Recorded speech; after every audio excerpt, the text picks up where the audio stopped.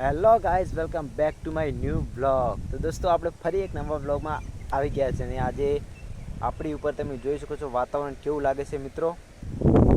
અને અત્યારે સૂરજ દાદુ પણ આથમી રહ્યા છે ને અત્યારે સાંજના 7:30 વાગવાનો સમય પણ થઈ ગયો છે ને હવે અંધારું પણ થવાનું તૈયારી છે ને હું આવ્યો તો ખેતરમાં. આ વરસાદનું વાતાવરણ કેવું બંધાણું છે મિત્રો, તમે જોઈ લો કેવું બંધાણું છે વાતાવરણ. અને અત્યારનો સમય એટલો મસ્ત લાગે છે. અત્યારે સાંજના સમયમાં આ ઠંડો ઠંડો પવન આવે છે. આ ઝાડવા પણ કેવા હાલી રહ્યા છે જોઈ લો મિત્રો. અને ઉપરનું વાતાવરણ તો જુઓ મિત્રો કેવું લાગે છે.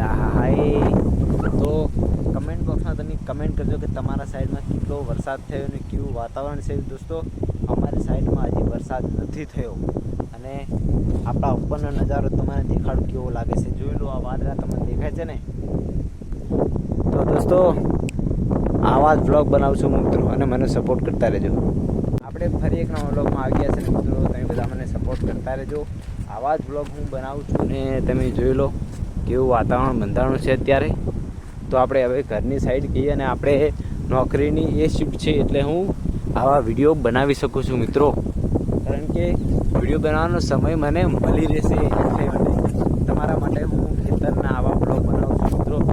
તમે બધા મને સપોર્ટ કરતા રહેજો.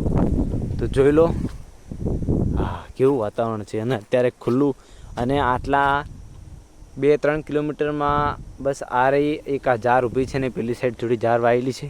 તો હવે મિત્રો અત્યારે સાંજના સમયમાં પણ તડકો કાઢવાની તૈયારી છે. તમે જોઈ લો કેવા વાદળ છે.